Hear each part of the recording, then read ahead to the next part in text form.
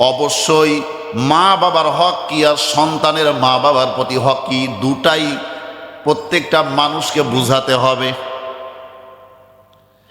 আল্লাহ তাআলা কি জন্য বললেন, হে মুসলমানের আবার মুসলমান হও, মা বাবাকে আগে পরিপূর্ণভাবে মুসলমান হতে হবে।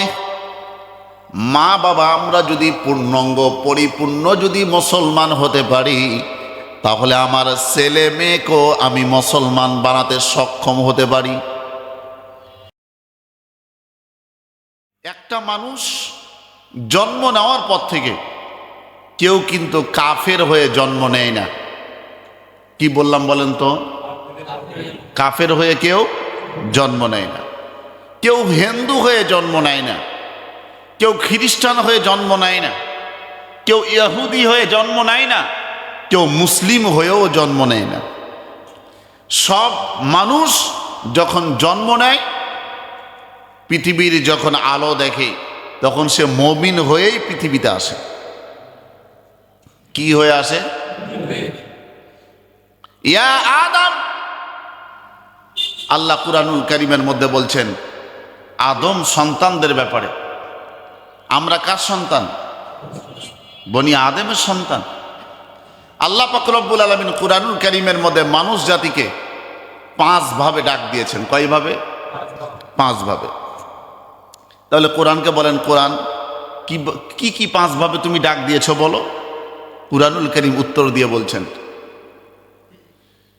ইয়া আইয়ুহান নাসু ইন্না খলাকনাকুম মিন যাকারিন ওয়া উনসা ওয়া জাআলনাকুম শুউবা। আল্লাহ এক প্রকারের ডাক দিলেন মানুষদেরকে, আমরা কিভাবে সৃষ্টি হলাম এই কথা বলতেছেন। আর এক আয়াতের মধ্যে আল্লাহ বললেন, ইয়া আইয়ুহান নাস, হে মানুষ সকল। কুরআনুল কারীমের মধ্যে আর এক জায়গাতে আল্লাহ পাক রব্বুল আলামিন ডাক দিয়া বলেন, ইয়া আইয়ুহাল্লাযীনা আমানু, হে ঈমানদারগণ, হে মুসলমানেরা। আর এক আয়াতের মধ্যে আল্লাহ পাক রব্বুল আলামিন বলেন, কত সুন্দর করে জানায় দিলেন আল্লাহ পাক রব্বুল আলামিন। আল্লাহ তাআলা বলেন, ইয়া আইয়ুহাল্লাযীনা আমানু আমিনু, হে মুসলমানেরা আবার মুসলমান হও। এই আয়াতের ব্যাখ্যা তাফসীর কারকরা ব্যাখ্যা করলেন, কত সুন্দর চমৎকার ব্যাখ্যা করে জানায় দিলেন। একটা সন্তান যখন জন্ম নেয়, সে জন্ম নেয় মুমিন হিসেবে, মুসলমান হিসেবে, কিন্তু সে মা বাবার কারণে হয়তোবা সে নাস্তিক হয়ে যায়, মা বাবার কারণে হয়তোবা সে হিন্দু হয়ে যায়, মা বাবার কারণে সে মুশরিক হয়ে যায়, মা বাবার কারণে সে কাফের হয়ে যায়, মা বাবার কারণে সে ইহুদি হয়ে যায়, মা বাবার কারণে সে খ্রিস্টান হয়ে যায়। অর্থাৎ মা বাবা সন্তানকে যেইভাবে দিক নির্দেশনা দেয়, সেই পথে চলে যায়, সে রাস্তায় চলে যায়, সে ধর্ম গ্রহণ করে। ও বাংলার মুসলমানেরা গভীর মনোযোগ দিবেন। দেখা যায় বাবা নামাজ পড়ে, সন্তান নামাজ পড়ে না। বলতে পারেন, হুজুর আমি তো বলি সন্তানকে নামাজ পড়ার জন্য, কিন্তু আমার সন্তানটা নামাজ পড়ে না। কারণটা হচ্ছে বাবা হয়তোবা সন্তানকে শুরু থেকে সন্তানকে সেইভাবে লালন পালন করে নাই, নামাজ পড়ার জন্য দিক নির্দেশনা দেয় নাই। যেইভাবে নবী করিম সাল্লাল্লাহু আলাইহি সাল্লাম দিক নির্দেশনা দিয়েছেন, আল্লাহর নবী বিশ্ব নবী যেইভাবে বলেছেন, সেইভাবে মা বাবা সন্তানের হক আদায় করে নাই। এই জন্য সন্তানেরাও মা বাবার কথা মানতে চায় না। ও বাংলার মুসলমানেরা গভীর মনোযোগ দিবেন, কুরআনুল কারীমের তাফসীর দিকে নজর দেন। কোরআন কি বলে? তাফসীর কারক কত সুন্দর ও চমৎকার ব্যাখ্যা করে জানায় দিলেন, ইয়া আইয়ুহাল্লাযীনা আমানু আমিনু, আল্লাহ যে বললেন হে ঈমানদারেরা, হে মুসলমানেরা, আবার মুসলমান হও। আমরা তো মুসলমান নিজেরাই হতে পারি নাই। আমরা শুধু, অনেকে বলে হুজুর, আজ থেকে 1 মাস আগেও একজন আমার মুসল্লি বলেছে, হুজুর আমার সন্তানেরা আমার কথা শুনে না, একটু আপনি জুমায় বয়ান করিয়েন।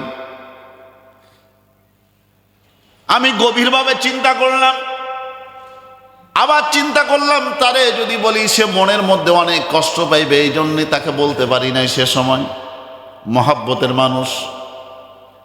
কিন্তু আমি সিদ্ধান্ত নিয়েছি, অবশ্যই মা বাবার হক কি আর সন্তানের মা বাবার প্রতি হক কি, দুটাই প্রত্যেকটা মানুষকে বুঝাতে হবে। আল্লাহ তাআলা কি জন্য বললেন হে মুসলমানের আবার মুসলমান হও? মা বাবাকে আগে পরিপূর্ণভাবে মুসলমান হতে হবে।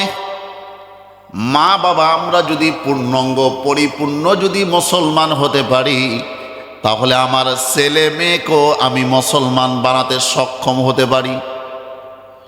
শুধু সন্তানকে বললেই হবে না নামাজ পড় নামাজ পড়, কোরআন পড় কোরআন পড়, এটা শুধু বললেই হবে না। সন্তানকে যেরকম ভাবে সন্তানের হক আদায় করতে হবে বলার মাধ্যমে, কাজের মাধ্যমে, তেমনি ভাবে আল্লাহর কাছে দোয়া করতে হবে, চোখের পানি ছেড়ে দিয়ে কাঁদতে হবে।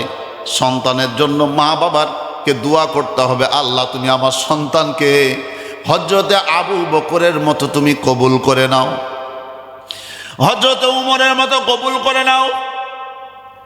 এইভাবে দোয়া করতে হবে, আল্লাহ তুমি মক্কাতুল মুআজ্জামার প্রধান ইমাম ডক্টর আব্দুর রহমান সুদাইসের মতো তুমি কবুল করে নাও।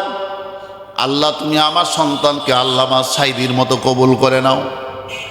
এইভাবে আমরা যদি দোয়া করি চোখের পানি ছেড়ে দিয়ে, বারবার কাজেও করব, মেহনতও করব, আবার আল্লাহর কাছে দোয়া করব, আল্লাহর কাছে চাইব, অবশ্যই অবশ্যই আল্লাহ পাক রব্বুল আলামিন মা বাবার আশা দোয়াকে আল্লাহ তাআলা কবুল করবেন। আমরাও চেষ্টাও করলাম না, আল্লাহর কাছে কাঁদলামও না, আল্লাহর কাছে চাইলামও না। নবী করিম সাল্লাল্লাহু আলাইহি সাল্লাম যেইভাবে রাস্তা দেখায় দিয়েছেন সেইভাবে আমরা কাজ করলাম না, তাহলে ফল আমরা পাবো কেমনে?